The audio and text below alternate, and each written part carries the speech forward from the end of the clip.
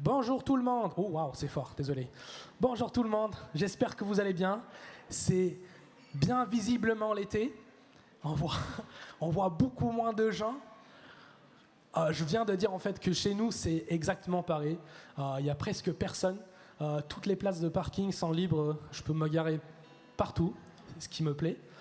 Euh, et là, ça fait presque 3 ans qu'on est en France.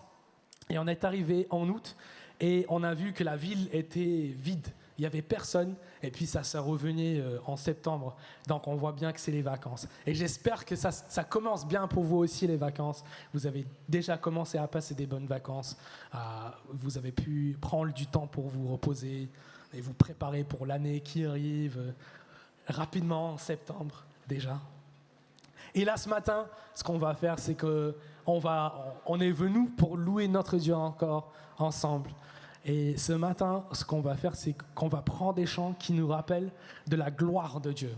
Donc, on va se rappeler la gloire de Dieu. Parce que je ne sais pas si vous étiez là la semaine dernière, mais Magali, elle a parlé de la gloire de Dieu. Elle nous a montré à travers le livre d'Ézéchiel la gloire de Dieu. Et il y a un moment où il voit carrément la gloire de Dieu.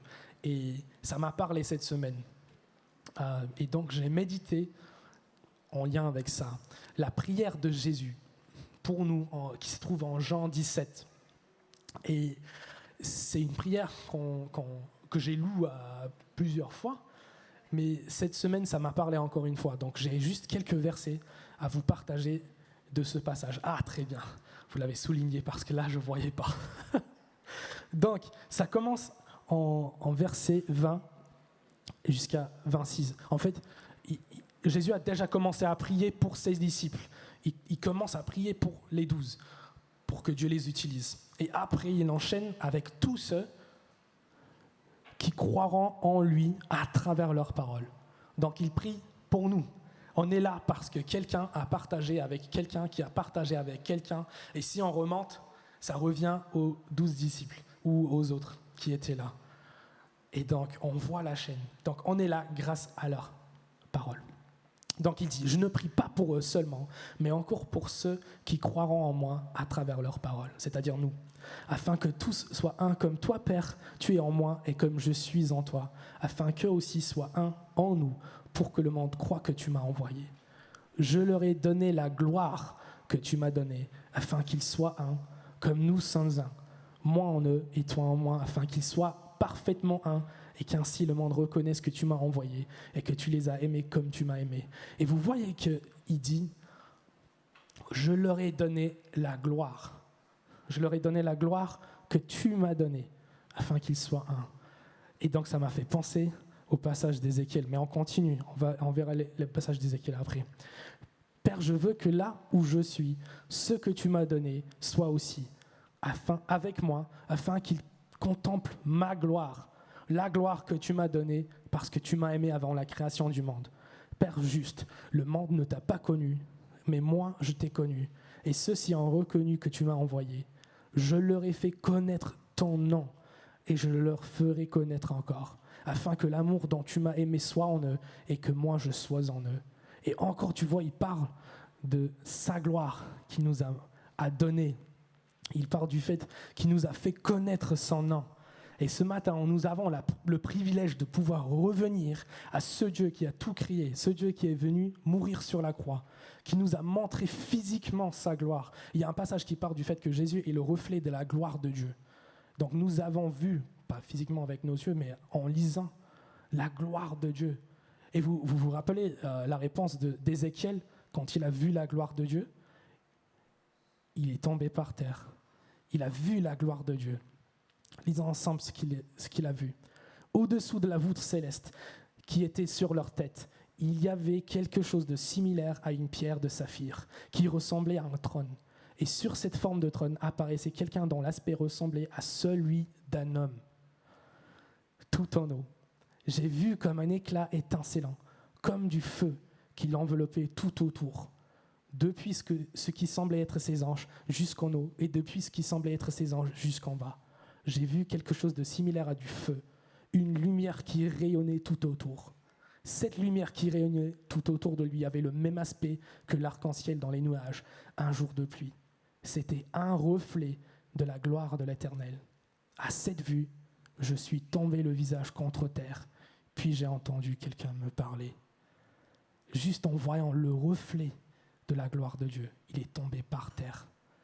Et ça m'a parlé aussi parce que la forme de cette personne sur le trône est la forme d'un homme que nous connaissons, Jésus-Christ. Et donc on va chanter à la gloire de Dieu ce matin. Donc, levons-nous, chantons ensemble, que ton nom résonne en ce lieu.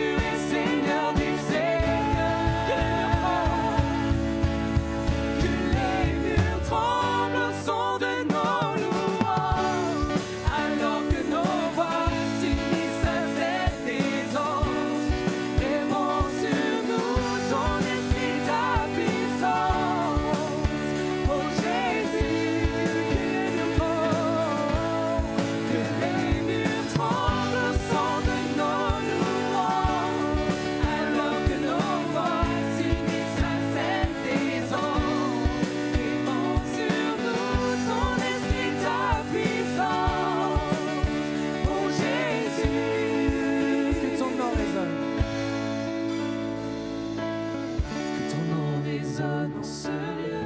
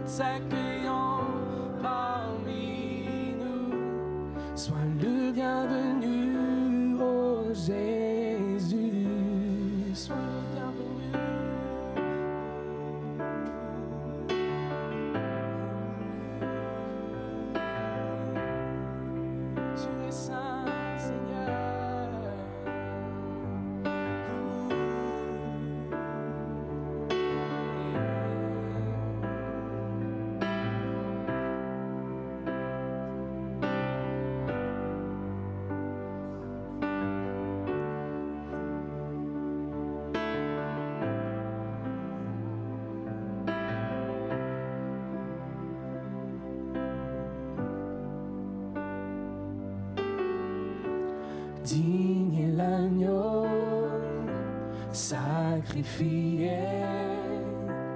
Il est saint, il est saint.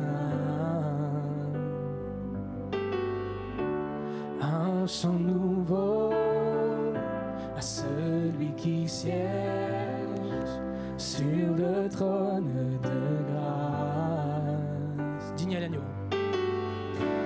Digne est l'agneau sacrifié. Il est saint, il est saint. Un chant nouveau à celui qui siège sur le trône de grâce. Saint, oui, saint, trois fois saint, et le Seigneur tout-puissant, qui est et qui revient. Je chante avec la création, louange au roi des rois. Oui, tu es tout pour moi, et je veux t'adorer. Je veux t'adorer.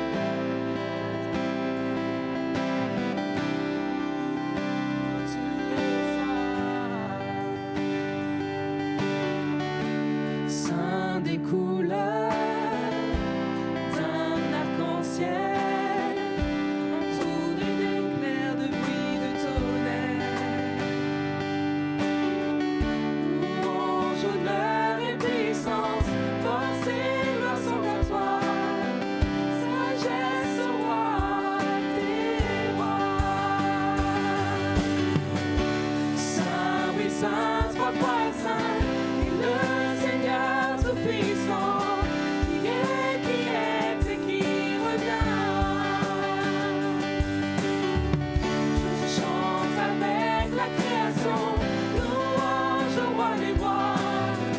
Oui, tu es tout pour moi, et je veux t'adorer. Saint, trois fois saint, et le Seigneur tout-puissant, qui est et qui revient. Je chante avec la création, louange au roi des rois. Oui, tu es tout pour moi, et je veux t'adorer.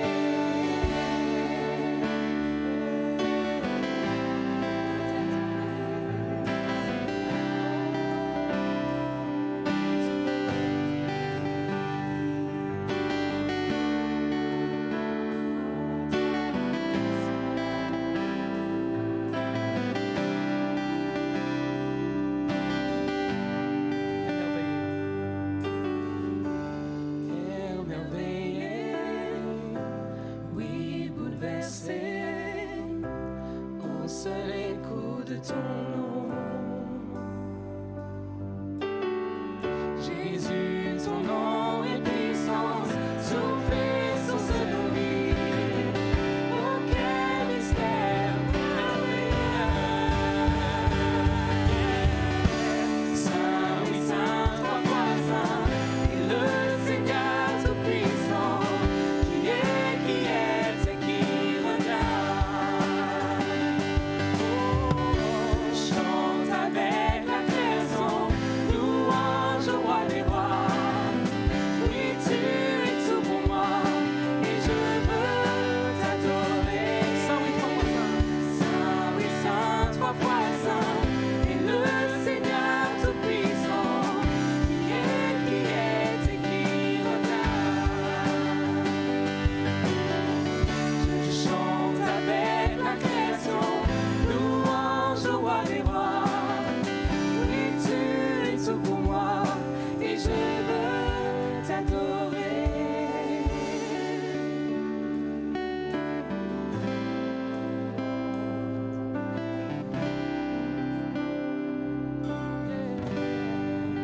Sentez-vous libre à élever des prières de reconnaissance à notre Dieu.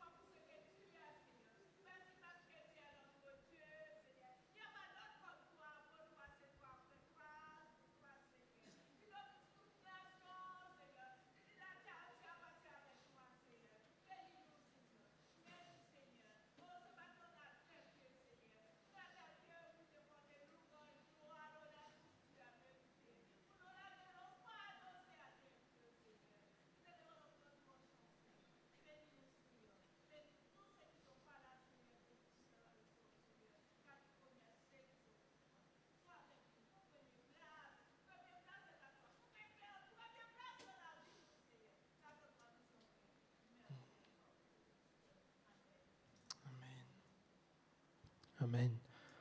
On va continuer dans une attitude de prière. Donc bientôt, je vais vous demander de prier avec les gens autour de vous.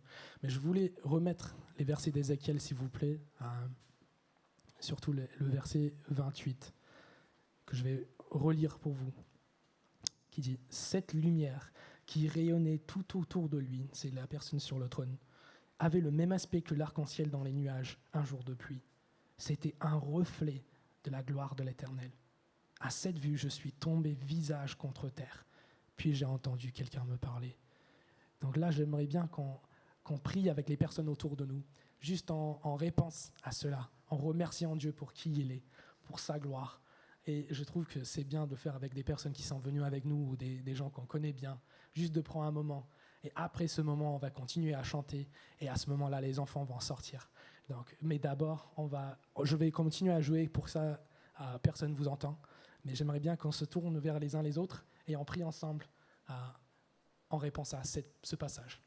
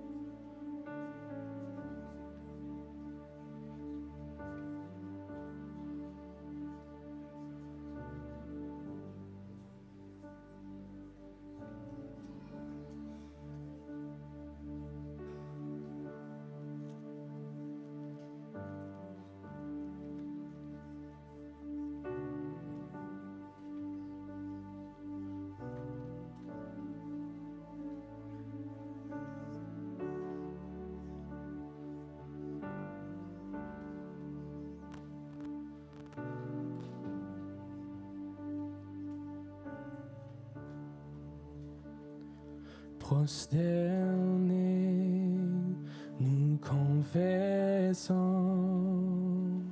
tu es Dieu en ce lieu. Prosternés, nous confessons, tu es Dieu en ce lieu. Chantons prosterné. Prosternés, nous confessons, tu es Dieu en ce lieu. Prosternés, nous confessons, tu es Dieu en ce lieu.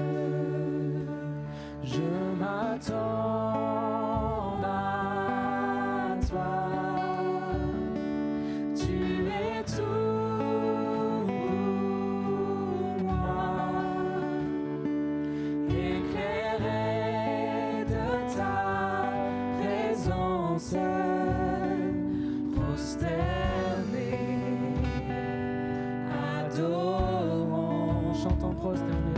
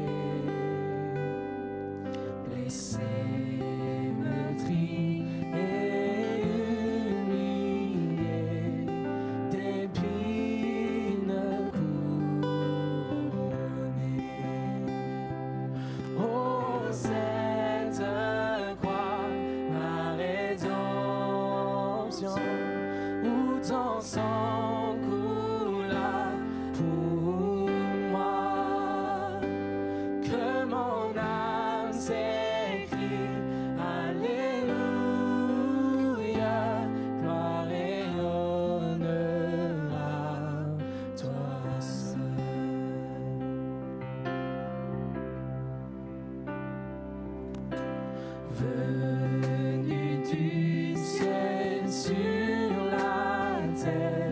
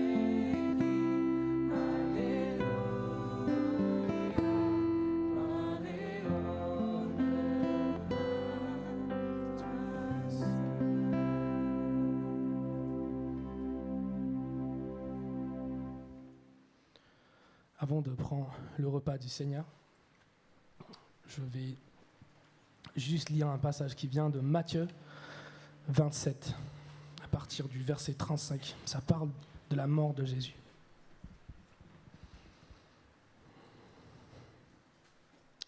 Ils le crucifièrent, puis ils se partagèrent ses vêtements en tirant au sort, afin que s'accomplisse ce que le prophète avait annoncé. Ils se sont partagés mes vêtements, et ils ont tiré au sort mon habit. Puis ils s'assirent et le gardèrent. Pour indiquer le motif de sa condamnation, on écrivait au-dessus de sa tête « Celui-ci est Jésus, le roi des Juifs ».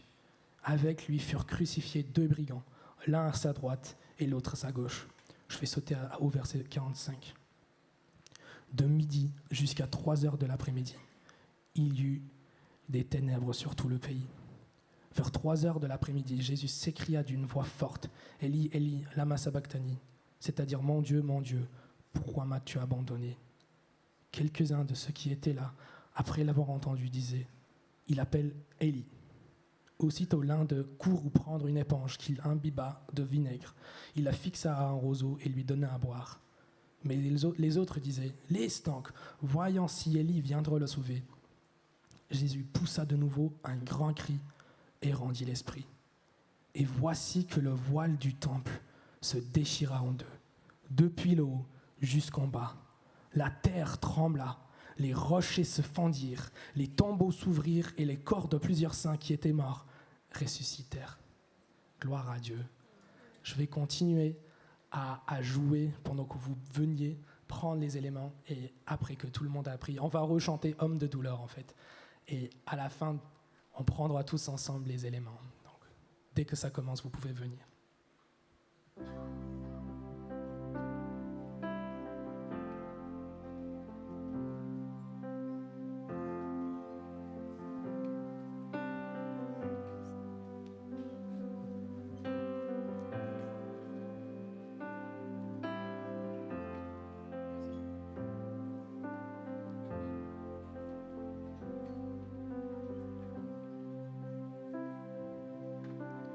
Homme de douleur, fils de Dieu, trahi par les siens, le fardeau de notre péché sur Jésus fut posé. C'est lui qu'on a méprisé, faussement accusé, blessé, meurtri et humilié, d'épines couronné. Oh, cette croix, ma rédemption, où ton sang coula pour moi, que mon âme s'écrie, Alléluia, gloire et honneur à toi seul.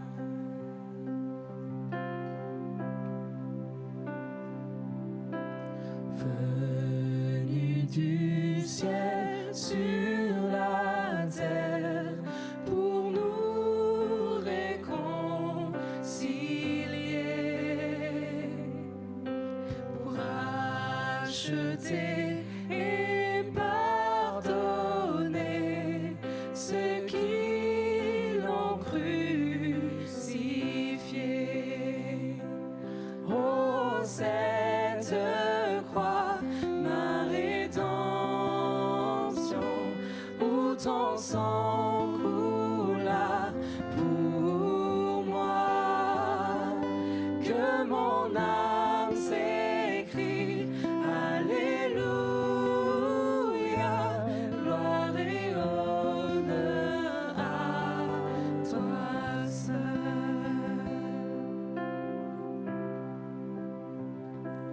Ma dette est payée, elle est effacée par le sang précieux que Christ a versé, le péché vaincu, son emprise n'est plus, il m'a libéré pour l'éternité. Oh, cette croix. Oh, cette croix, ma rédemption, où ton sang coule.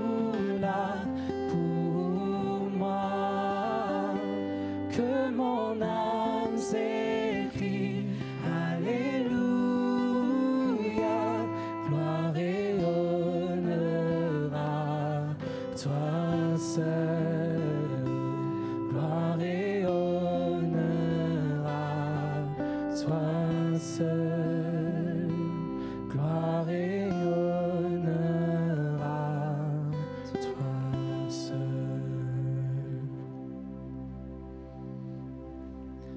Merci Seigneur pour ce pain qui représente ton corps brisé pour nous, Seigneur. Merci que tu es allé à la croix pour nous sauver. Gloire à ton nom, Seigneur. Prenons ensemble ce pain.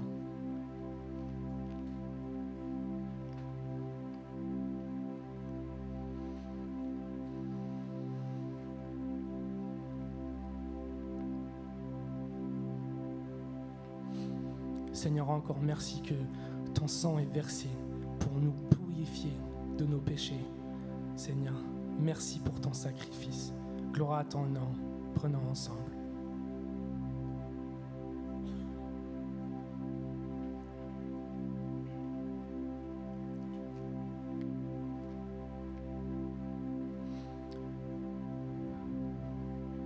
Matthieu 28, au verset 2 jusqu'au verset 6, dit « Soudain, il y eut un grand tremblement de terre, car un ange du Seigneur descendit du ciel, vint rouler la pierre de devant l'ouverture et s'assit dessus. Il avait l'aspect de l'éclair et son vêtement était blanc comme la neige. Les gardes tremblèrent de peur et devinrent comme morts.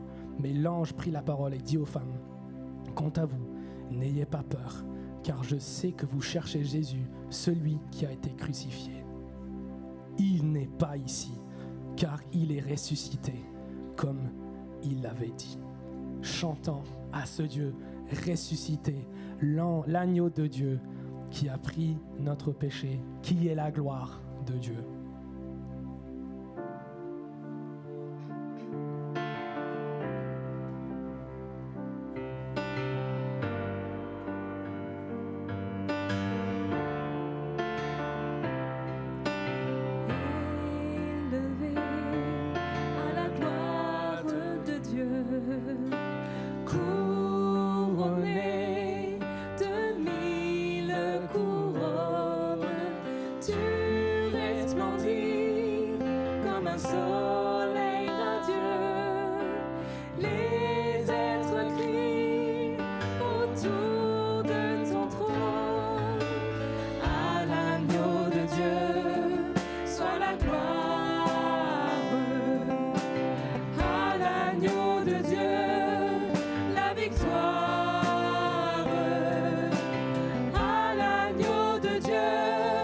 Soit le règne pour tous les siècles.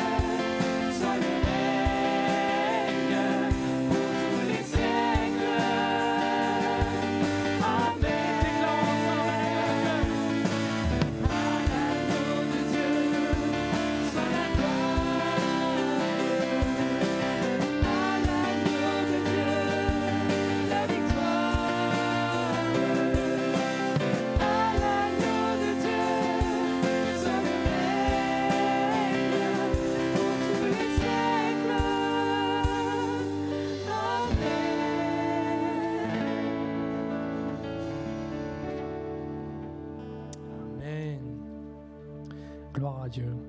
Merci Seigneur pour qui tu es. Merci Seigneur que nous avons le privilège de venir à toi ce matin, d'entendre ta parole. Seigneur, donc je veux prier pour notre frère Girès qui vient nous partager ce que tu lui as mis à cœur cette semaine. Seigneur, merci que tu nous parles à travers ton Saint-Esprit et tu utilises ta parole pour nous éclairer le chemin. Donc Seigneur, parle-nous ce matin au seul et unique doigt à ton nom, Seigneur. Amen. Amen. Bonjour à tous. Je ne sais pas si ça marche. Ok, super, ça marche très bien. Bonjour à tous, je m'appelle Girès, pour ceux qui ne me connaissent pas. Je suis étudiant à l'Institut biblique de Nogent et je fais mon stage pastoral ici à l'église de Ponto. Et pour moi, c'est une joie d'être là ce matin. Je vais nous inviter à regarder un texte dans la Bible. Je ne sais pas si là, ça peut être marche. Parfait. On va regarder 1 Pierre chapitre 1, verset 3 jusqu'au verset 7. Je vais commencer la lecture. Béni soit Dieu, le Père de notre Seigneur Jésus-Christ. Conformément à sa grande bonté, il nous a fait naître de nouveau à travers la résurrection de Jésus-Christ pour une espérance vivante, pour un héritage qui ne peut ni se détruire, ni s'essuyer, ni perdre son éclat. Il vous est réservé dans le ciel, à vous qui êtes gardés par la puissance de Dieu au moyen de la foi pour le salut prêt à être révélé dans les derniers temps. C'est ce qui fait votre joie. Même si maintenant, puisqu'il est faux, vous êtes pour un peu d'état attristés par diverses épreuves. Ainsi, la valeur éprouvrée de votre foi, beaucoup plus précieux que l'or, qui est périssable et que l'on soumet pourtant à l'épreuve du feu, aura pour résultat la louange, la gloire et l'honneur lorsque Jésus-Christ apparaîtra. Amen. C'était un dimanche en novembre 2015. Alors je me suis préparé pour aller à l'église. Ce matin-là, j'arrive à l'église. C'était moi et d'autres frères du groupe d'intercession qui s'occupaient de l'accueil. La louange a commencé. Quelques minutes après, je vois 2 responsables, 2 pasteurs sortir de la salle, chuchoter pendant quelques minutes et revenir de la salle en disant « Girès, est-ce que tu peux nous suivre ?» Je commençais à me regarder. Est-ce que j'étais mal habillé? Est-ce que j'avais fait quelque chose? Je commençais à penser à toute la semaine. Je suis allé dans le bureau. Ils m'ont dit, est-ce que tu peux prendre place? Ils m'ont dit après, Girès, on veut simplement te dire que ta maman est décédée. Comment vivre cette situation? Comment traverser cette situation difficile? Ça faisait 5 ans que j'étais dans un pays loin de mes parents, et entendre cette nouvelle. Le texte qu'on vient de lire montre aussi les frères et sœurs qui vivent la persécution. Que ce soit de la persécution, que ce soit de la souffrance quotidienne. Comment traverser ces moments? Et c'est la réponse que l'apôtre Pierre va nous donner ce matin. Dans la souffrance, les amis, plaçons notre confiance dans les promesses de Dieu. Ce matin, je ne connais pas la vie de chaque personne ici présente. Mais peut-être que je connais au moins une chose qui va peut-être nous arriver. Un jour, nous passerons tous par la souffrance. Ça sera peut-être demain, dans quelques jours, dans quelques heures. Que vous soyez croyants ou pas, les amis, la souffrance est inévitable. Nous passerons tous par là. Comment s'y préparer? Peut-être qu'aujourd'hui, ce matin, vous croyez que la souffrance n'arriverait pas dans votre famille. J'ai croyé aussi la même chose. On n'a jamais vécu des décès dans notre famille. Jamais des obsèques. Mais la réalité me rattrape en novembre 2015. Vous savez ce que je me suis dit en ce moment-là? Je me suis dit, c'est arrivé dans ma famille aussi. C'est vrai que nous vivrons la souffrance de différentes manières. Perte d'un proche, une relation familiale très compliquée entre époux et épouse, une relation très tendue avec vos collègues, vos patrons, vos voisins. Vous avez prié si longtemps, vous n'avez pas toujours une réponse à la prière. Vous êtes peut-être malade et vous souffrez. Peut-être que vous souffrez aussi de la persécution à cause de votre foi. Ce matin, nous voyons plusieurs situations, différentes situations, mais Dieu ne nous laisse pas sans promesse.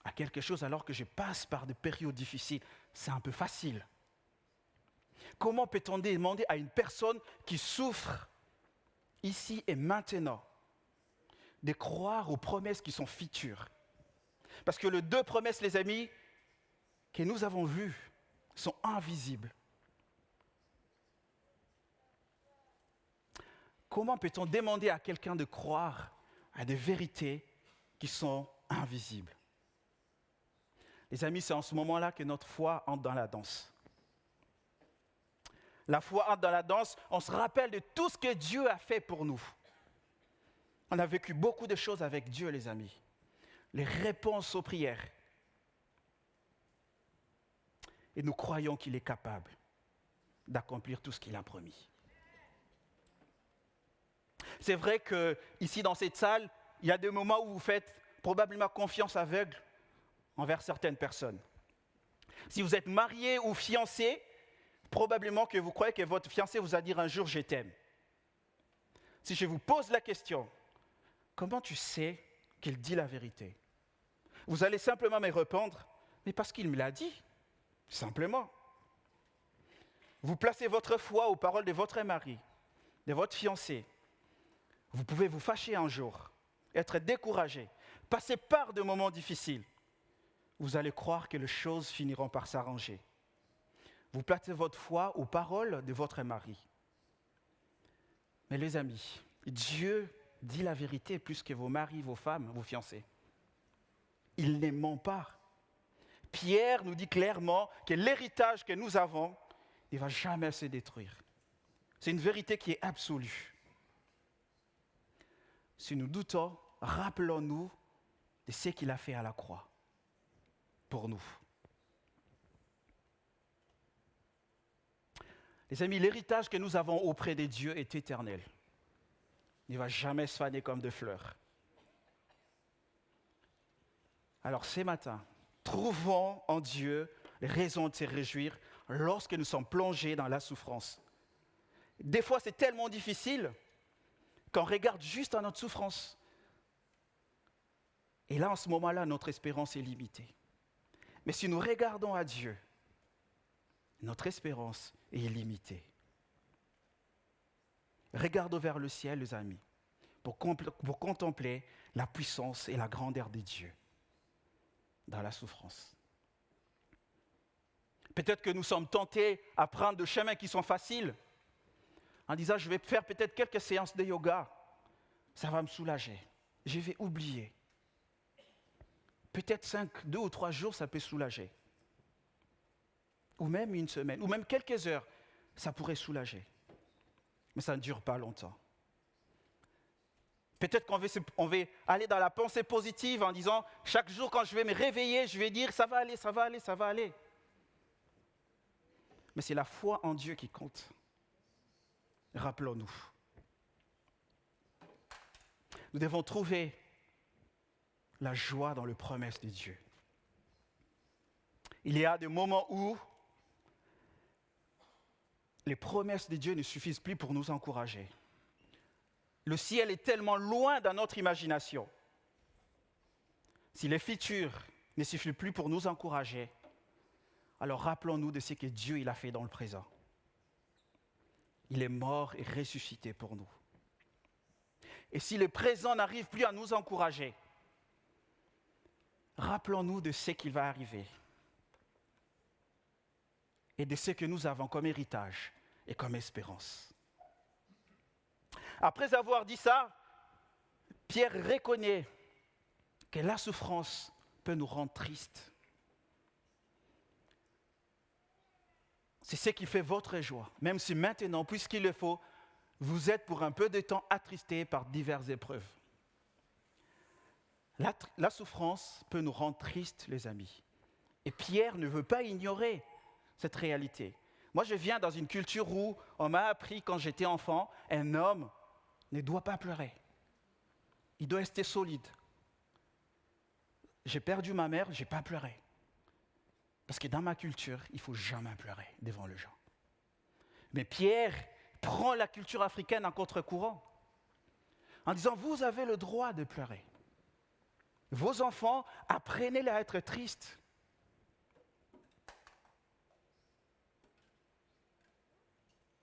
D'ailleurs, l'homme le plus fort, Jésus, il a pleuré.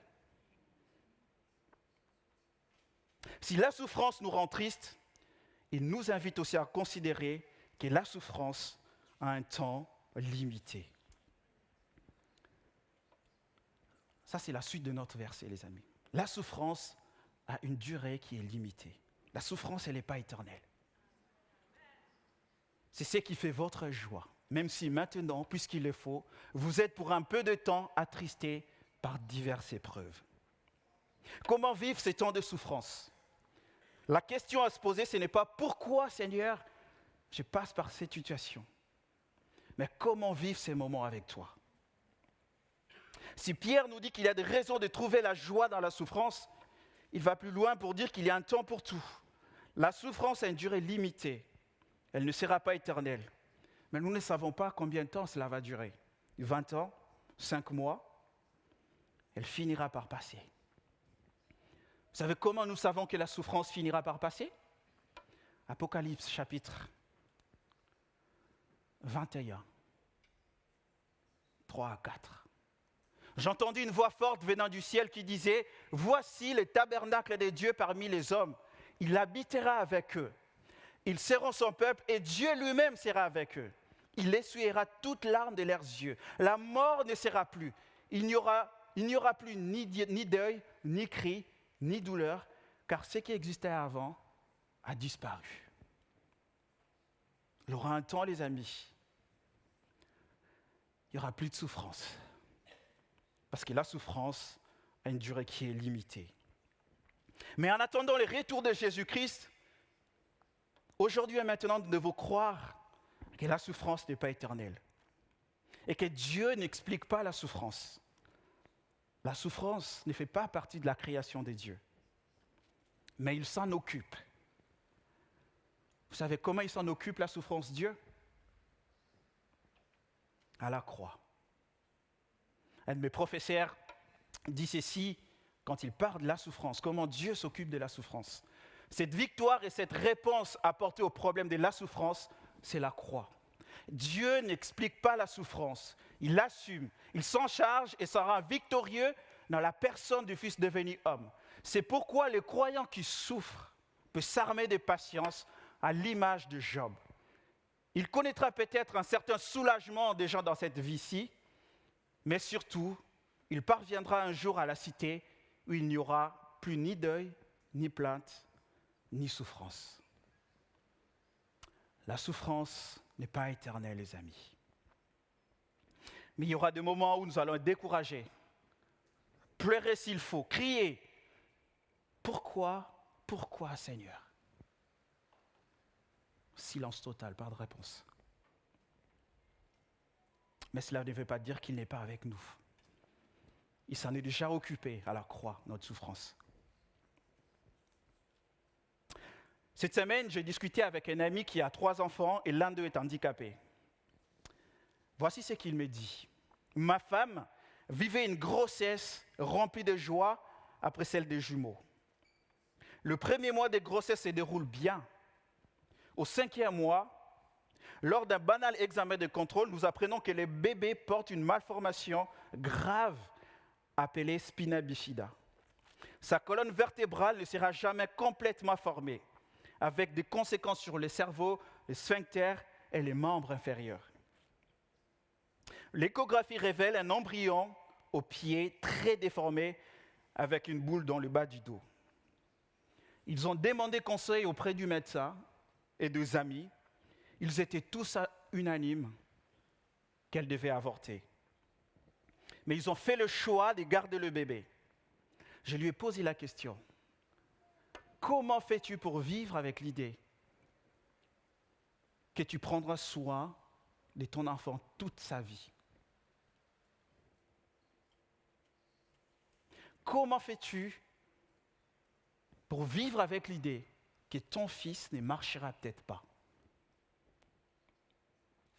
Voici sa réponse. Si les pronostics étaient absolument défavorables, la réalité est tout autre. Notre fils n'est peut-être réduit à son seul handicap, Il sourit, fait du vélo, s'efforce à se mettre debout, chante à qui veut l'entendre. Bien sûr, les défis sont loin d'être résolus, mais par la grâce de Dieu, nous avançons jour après l'autre, tenant de faire notre la parole de réconfort de Jésus. À chaque jour suffit sa peine. Et aussi que cette souffrance ne sera pas éternelle. Nous passons évidemment par une phase de questionnement. D'un côté, nous savions que Dieu est fidèle et bon, mais de l'autre, nous nous questionnions sur le sens de cette épreuve. Et ce matin, je pense que dans cette salle, peut-être qu'il y a des gens qui se questionnent aussi, en disant, mais qu'est-ce qui se passe, Seigneur? Peut-être que ce matin, vous dites, mais quel est le sens de cette épreuve, Seigneur? Voici la réponse de l'apôtre Pierre. La souffrance est utilisée par Dieu pour nous façonner. La souffrance est utilisée par Dieu pour façonner notre foi. Le résultat de toute cette souffrance, c'est que nous soyons des hommes et des femmes qui sont encore plus dépendants de Dieu, qui deviennent matures. Cette souffrance doit nous conduire, les amis, à la maturité. Et lorsque Jésus-Christ apparaîtra, il dira « bon et fidèle serviteur ». Et c'est ça que l'apôtre Pierre dit. Ainsi, la valeur éprouvée de votre foi, beaucoup plus précieuse que l'or, qui est périssable et que l'on soumet pourtant à l'épreuve du feu, aura pour résultat la louange, la gloire et l'honneur lorsque Jésus-Christ apparaîtra. Les amis, la souffrance est utile pour notre croissance. Comme l'or passe par le feu pour être pur, nous aussi nous devons passer par le feu pour être façonnés. Dans la souffrance, on aura l'impression que notre être extérieur se détériore. Mais l'être intérieur se renouvelle par Dieu. Les amis, la souffrance dévoile exactement qui on est. Quand tout va bien dans notre vie, nous sommes heureux parce que Dieu nous bénit, n'est-ce pas? Mais quand tout va mal, sommes-nous prêts à dire que ta volonté soit faite, Seigneur? La souffrance révèle la place que certaines personnes occupent dans notre vie. Quand ces personnes partent, c'est très difficile. La souffrance nous pousse à prier comme on n'a jamais prié. Et nous allons chercher Dieu de toutes nos forces quand nous passons par des situations difficiles. La souffrance nous pousse à être compatissants. Quand j'allais rencontrer des amis qui perdaient un proche, j'avais des discours tels que « Tiens bon, prends bon, vas-y, courage, ça va aller ». Et lorsque j'ai perdu ma mère, j'ai compris ce que ça fait perdre un proche. La souffrance, les amis, nous pousse à être compatissants. Peut-être que ce matin, la force n'y est plus pour se rappeler des promesses de Dieu. Tout est flou. Nous ne voyons plus des raisons d'être joyeux. Les promesses de Dieu nous disent absolument plus rien. Et c'est en ce moment-là qu'on a besoin de frères et sœurs pour qu'ils nous rappellent les promesses de Dieu.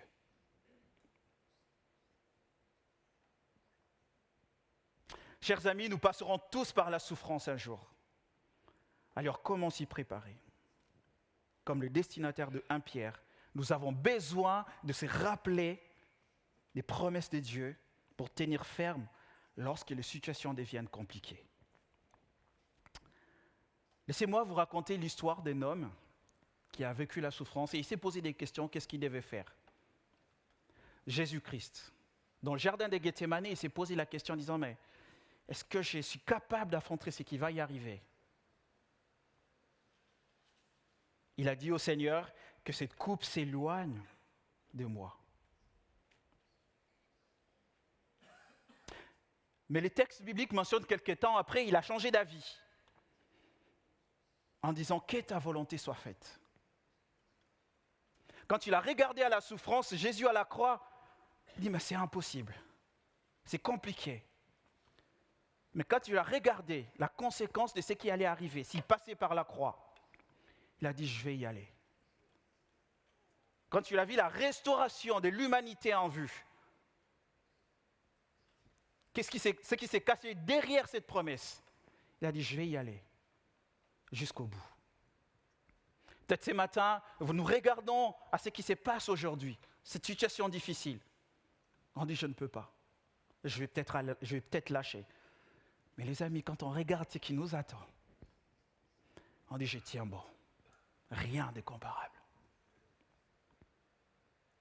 Et c'est l'apôtre Paul qui le dit dans Romains, chapitre 8, versets 17 à 18. Alors, si nous sommes enfants de Dieu, nous recevons en partage le bien promis par Dieu à son peuple. Et c'est bien. Nous le recevons avec le Christ. Oui, si nous participons à ses souffrances, nous participerons aussi à sa gloire. Verset 18. Comparons les souffrances d'aujourd'hui avec la gloire de Dieu, avec la gloire que Dieu nous montrera clairement plus tard. À mon avis, elles sont peu de choses. Ce qui nous attend, les amis, est magnifique. C'est vrai que nous passons par la souffrance ce matin, nous ne pouvons pas minimiser. Mais rappelons-nous, ce qui nous attend est magnifique. Dans la souffrance, rappelons-nous, réjouissons-nous des promesses de Dieu. Dans la souffrance, les amis, la souffrance a une durée qui est limitée. La souffrance est utilisée par Dieu pour façonner notre foi. Je nous invite à la prière.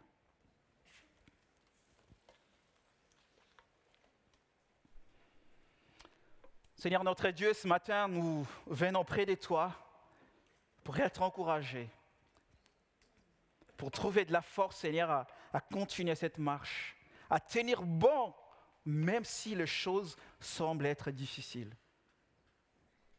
En regardant, Seigneur, ces textes ce matin, nous voyons cette situation de persécution. Mais tu ne nous laisses pas sans ressources quand on passe par des situations difficiles. Tu nous encourages, tu nous fortifies, tu nous fais des promesses. Et nous voulons tenir ferme, Seigneur. Merci pour ta fidélité. Merci pour ce que tu es. Seigneur, restaure-nous, Seigneur. Encourage-nous, Seigneur, quand nous passerons par des situations difficiles.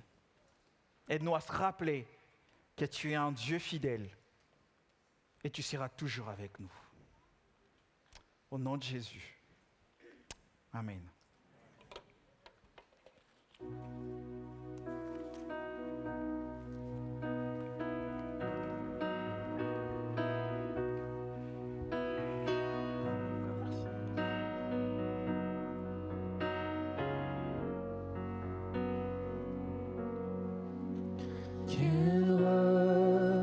Céleste, Jésus, d'être à toi pour la mort et la vie. Dans les jours mauvais, de chanter avec foi, tout est bien, ma paix est infinie. Quel repos, quel